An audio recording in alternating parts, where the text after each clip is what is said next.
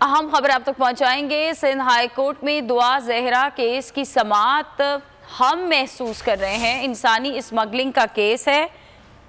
Justice Iqbal कुल्होड़ो ने कहा, मुताल्लिका 16 अफराद को गिरफ्तार किया, 3 को पूछगछ करके छोड़ दिया। आईजी सिंध ऐसा कहते हैं। उन्होंने कहा कि हम चाहते हैं बच्ची आ जाए और बयान दे दे, टाइम फ्रेम दें कि कब बच्ची को पेश करेंगे।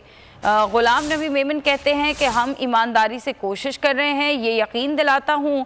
अदालत ने कहा कि जब तक बच्ची नहीं आएगी ये मामला इसी तरह से चलता रहेगा।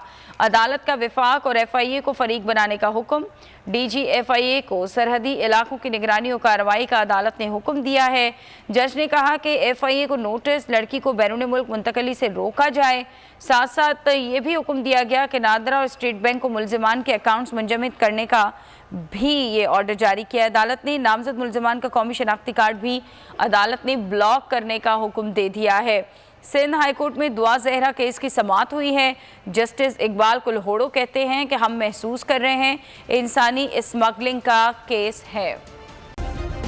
सब्सक्राइब करें और बेल दबाएं ताकि कोई खबर रह न जाए।